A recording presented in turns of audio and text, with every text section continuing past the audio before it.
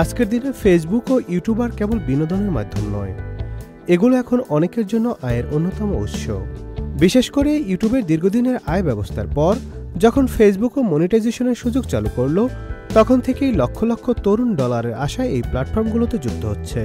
অনেকেই সাময়িকভাবে শখের বসে কন্টেন্ট তৈরি করছেন, আবার কেউ কেউ এটিকে মূল পেশা হিসেবে বেছে নিয়েছেন।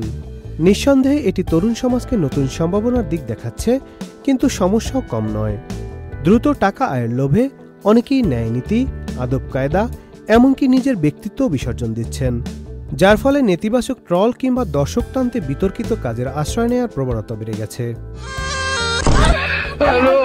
ওয়ালটন এখন দেশের সীমানা পেরিয়ে পৌঁছে গিয়েছে 50টিরও বেশি দেশে। ওয়ালটন, ঘরে ঘরে, বিশ্বজুড়ে। বিশেষজ্ঞদের মতে সামাজিক যোগাযোগ মাধ্যমের ইতিবাচক দিক ব্যবহার করলেই তরুণরা উপকৃত হতে পারবে। শুধু বিনোদন নয়, মানসম্মত কন্টেন্ট তৈরি, জ্ঞান বিতরণ ও সমাজ সচেতনতা গড়ে তোলার মাধ্যম হিসেবে এটি ব্যবহার হতে পারে।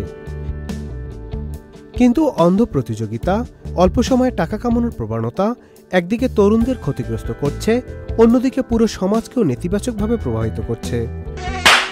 ইউটিউব ও ফেসবুকের মতো প্ল্যাটফর্মগুলোকে সঠিকভাবে কাজে লাগাতে হলে সৃজনশীলতা, দায়িত্ববোধ এবং নৈতিকতার প্রতি গুরুত্ব দেওয়া এখন সময়ের দাবি। Nadim Hasan, channel I.